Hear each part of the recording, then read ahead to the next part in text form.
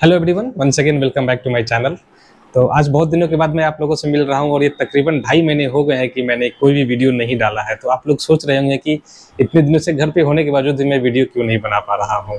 तो इसके पीछे रीज़न बहुत बड़ी है और इस 2.5 महीने में मेरे साथ बहुत बड़ी चीज़ हुई है जो कि मैं आपको इस वीडियो में शेयर करने जा रहा हूँ।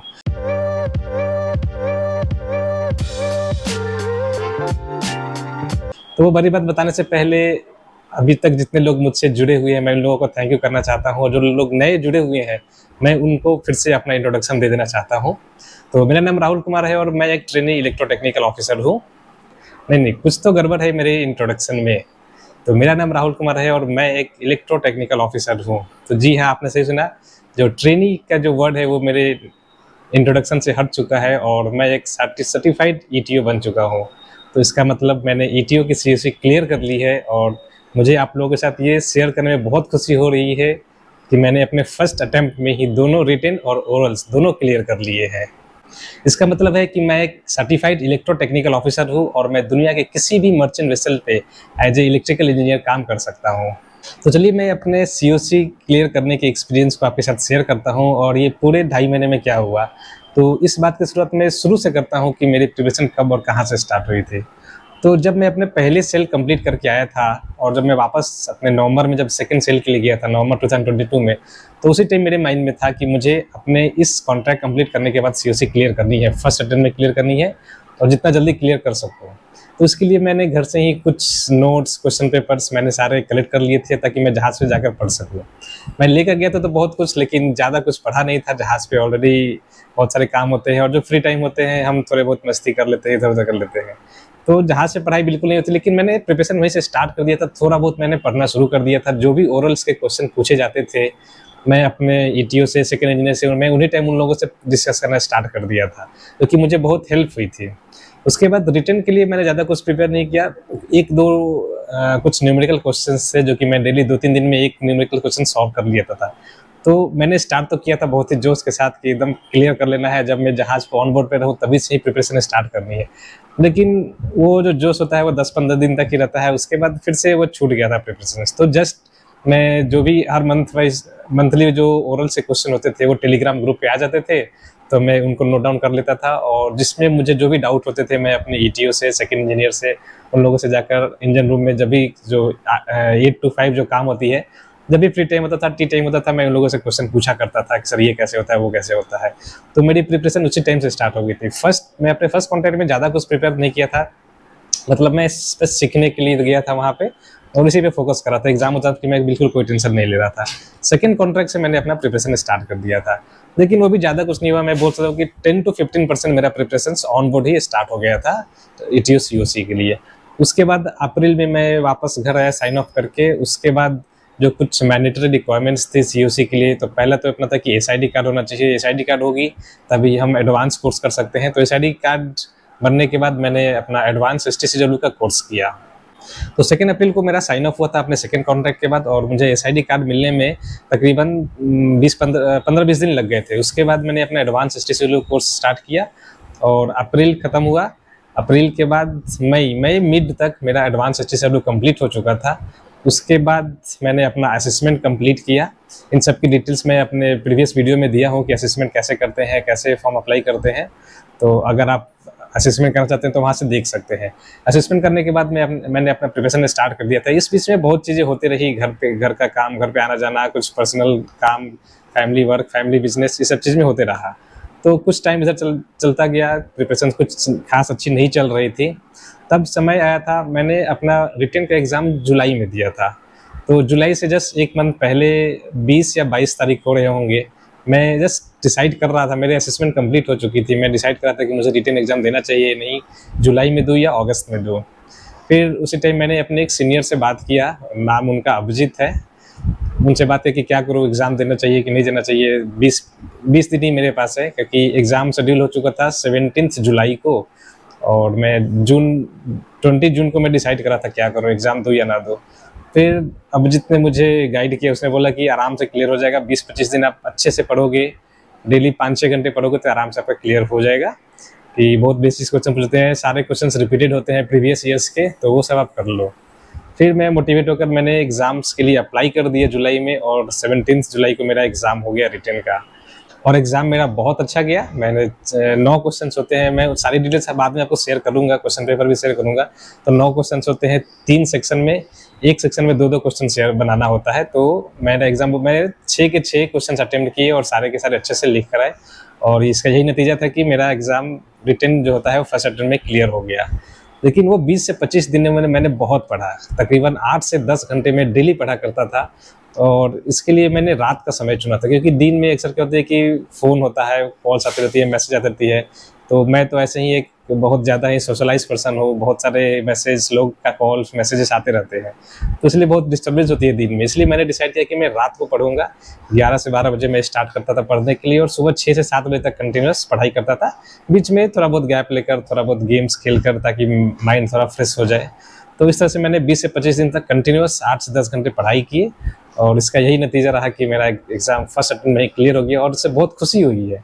एग्ज़ाम्स क्लियर हुई हो तो खुशी अलग है, और दूसरी बात ये है कि मुझे जो रिज़ल्ट मिला है वो मेरी मेहनत का रिज़ल्ट है, इस चीज़ के लिए ज़्यादा मुझे खुशी हुई। तो रिटन एग्ज़ाम के बाद मैंने 4-5 दिन तक थोड़ा चिल किया, इधर-उधर अपने आप को रिलैक्स किया, क्योंकि पिछले 20 से 25 दिन तक मैं कंटिन्यूअस पढ़ाई कर रहा था, रात भर जग रहा था। मेरा टाइम टेबल बिल्कुल उल्टा हो गया था, मैं पूरे दिन भर सोया करता था और रात को पढ़ा करता था।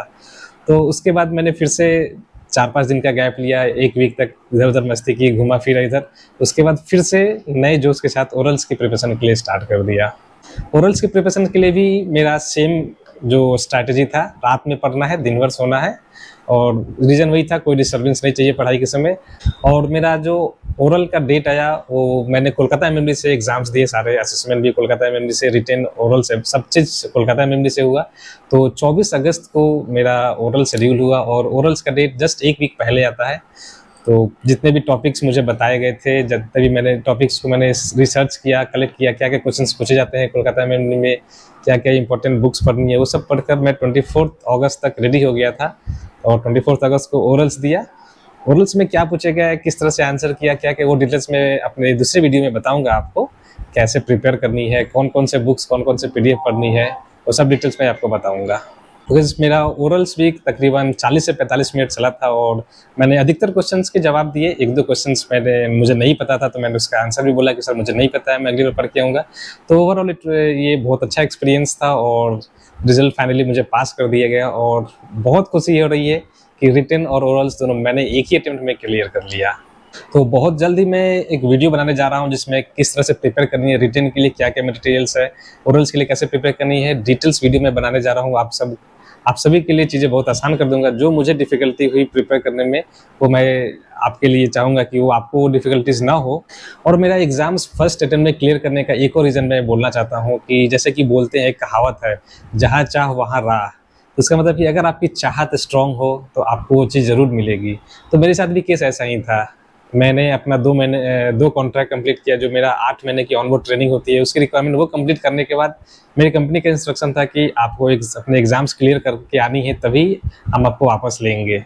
तो इसके लिए मैं अपनी कंपनी के साथ बना रहना चाहता था। मैं चाहता तो बिना सीओसी दिए भी दूसरी कंपनी के साथ जा सकता था कम पैसे पर, लेकिन मुझे ऐसा था कि नहीं, मुझे यही कंपनी वापस ज्वाइन करनी है जो मेरी पुरानी कंपनी है, और उनकी रिक्वायरमेंट है कि मुझे अपने सीओसी एग्ज़ाम क्लियर करनी है। तो मेरा भी इरादा यही था कि मुझे क्लियर करनी है तो करनी है, और जितना जल्दी मैं क्लियर करूँ उतना जल्दी मेरे लिए अच्छा है। क्योंकि जब तक मैं क्लियर नहीं करूँगा, अगर मैं एक भी अटेम्प्ट फेल करता हूँ, अगर रिटन में मैं एक अटेम्प्ट फेल करता हूँ, तो मुझे 2 महीने वेट करने होंगे वापस एग्जाम्स देने के लिए। मतलब कि मैं 2 महीने लेट से शिफ्ट ज्वाइन करूँगा, 2 महीने तक मेरे पास कोई सैलरी नहीं होगी, 2 महीने तक मैं बेरोजगार हूँ, और 2 महीने एक्स्ट्रा पढ़ाई करनी पड़ेगी। तो आजकल इस उम्र के बाद जब जॉब स्टार्ट कर देते हैं, तो पढ़ने की इतना इच्छा नहीं होती है कि हम पेन और पेपर लेकर पढ़ाई करें। तो वो जो अंदर की चाहत थी, डिटर्मिनेशन था कि नहीं, मुझे जितनी जल्दी से जल्दी एग्ज़ाम्स क्लियर करनी है, और यही रीज़न है कि फुल डिटर्मिनेशन के साथ मैंने मेहनत किया। इसलिए रात भर इसी कारण जग पाया, क्योंकि मुझे एग्ज़ाम्स क्लियर करनी थी, और तभी जाकर एग्ज़ाम्स क्लियर हो पाया। और मेरे सक्सेस के पीछे के जो और भी बहुत सारे फैक्टर्स हैं, उसके लिए सबसे पहले मैं अपने मम्मी पापा का धन्यवाद करना चाहता हूँ। मेरे अपने रिलेटिव्स, मेरे फ्रेंड्स के साथ उनको धन्यवाद करना चाहता हूँ, जो हमेशा मेरे साथ बने रहे। उसके बाद आप यूट्यूब मेरी फैमिली है, जो कि हमेशा मेरे साथ मुझे सपोर्ट करती रही, मेरे साथ बनी रही। और सबसे बड़ी जो क्रेडिट जाती है, वो मेरे ऑन बोर्ड ऑफिसर्स, इंजीनियर्स की जाती है, जो मुझे ट्रेनिंग के दौरान जो मुझे मिले थे, मेरी कंपनी का हाथ है जिसने मुझे ये मोटिवेट किया कि अगर मैं एग्ज़ाम्स क्लियर करूँगा तभी वो मुझे वापस लेंगे, जिसके कारण मुझे और मोटिवेशन मिला कि मुझे एग्ज़ाम्स क्लियर करनी है। मैं जितने भी ईटीओज़ के साथ सेल किया, जितने भी second engineers, third engineers, fourth engineer, उन सब का हाथ है, उन सब ने मुझे कुछ ना कुछ मुझे जहाज़ पे सिखाया और सबका कंबाइंड एफर्ट था कि मुझे एक लाइसेंस मिल सका, एक सर्टिफाइड मैं ईटीओ बन सका। तो ओवरऑल मेरे फैमिली, फ्रेंड्स, टीचर्स, कलीग्स सभी लोगों का कंबाइंड एफर्ट था, क्रेडिट था। मैं उन सबको क्रेडिट देना चाहता हूं जिनके कारण मैं एग्जाम से क्लियर कर सका। और एक और बड़ी क्रेडिट्स मैं देना चाहता हूं मेरे प्रिपरेशंस के दौरान जो मुझे थी, मेरी जो टेलीग्राम फैमिलीज है जहां से मुझे सारे कंटेंट मिले, मटेरियल्स मिले पढ़ाई करने के।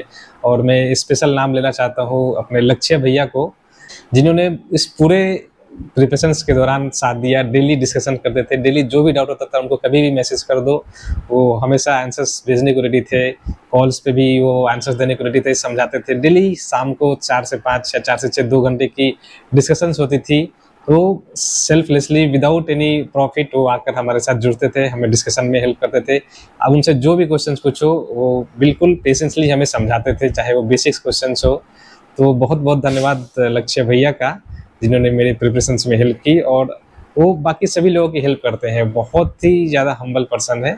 और आजकल बहुत सारे ईटीओ जो पास हो रहे हैं उस ग्रुप में, उन सब में लक्ष्य भैया का बहुत बड़ा हाथ है। Also a big thank you to Adarsh, जो कि मेरे साथ ओरल्स के प्रिपरेशन में मेरे साथ डिस्कशन किया करता था। हम दोनों साथ में ही ओरल्स देने गए थे। तो आदर्श भी पटना का ही है, तो हम दोनों साथ में ओरल्स के लिए निकले थे ट्रेन से। तो पूरे ट्रेन भर जब भी हमें फ्री टाइम मिला हम डिस्कस करते रहे। जब बस में जब हम एग्जाम्स के लिए जा रहे थे, ओरल्स एग्जाम के लिए जा रहे थे, तो 2 घंटे का बस जर्नी था। पूरे 2 घंटे तक हम उससे डिस्कस करते रहे, रास्ते भर हम दोनों डिस्कस करते रहे। और लकीली जितने भी क्वेश्चन हमने डिस्कस किए थे जस्ट एग्जाम्स के 2 घंटे पहले, जो बस में हमने डिस्कस किया था, उसे 4 से 5 डायरेक्ट क्वेश्चन उससे आए हुए थे। आदर्श से भी पूछे गए, मुझसे भी पूछे गए। और लकीली मैं और आदर्श दोनों ने फर्स्ट अटेम्प्ट में क्लियर किया था। तो आदर्श के साथ मैं एक बाद में दूसरी वीडियो बनाऊंगा, मैं आदर्श का एक्सपीरियंस बताऊंगा, उसका कैसे का एक्सपीरियंस रहा था ओरल्स का। मैं अपना भी खुद का एक्सपीरियंस बताऊंगा, ओरल्स में क्या क्या क्वेश्चंस पूछे गए थे, बट वो दूसरे वीडियो में आएगा। तो आदर्श को भी बहुत बहुत थैंक यू, जो कि मेरे प्रिपरेशंस में मेरे पास होने में मदद किया। तो चलिए वीडियो को ज़्यादा लंबा नहीं करते हैं, यहीं पे वीडियो को अंत करते हैं। मैं आपसे गुजारिश करता हूँ कि आप चैनल को सब्सक्राइब कर लें। मैं बहुत सारे कंटेंट्स ईटीओ सीओसी प्रिपरेशंस के बारे में, मर्चेंट नेवी के बारे में और लाने जा रहा हूँ। और अब से मैं कंटिन्यूस वीडियो डालने की कोशिश करूँगा। और अभी तो घर पे हूँ, मेरी ज्वाइनिंग में भी 1 से 2 महीने का टाइम है। ऑलमोस्ट सीओसी आने ही वाली है, 10 से 15 दिन में मेरे घर पे आ जाएगी। मैं उसका भी वीडियो बनाऊंगा, आपको दिखाऊंगा सीओसी कैसे दिखती है। तो आप चैनल को सब्सक्राइब कर ले। मिलते हैं हम आपसे अपने अगले वीडियो में, तब तक के लिए जय हिंद, जय भारत।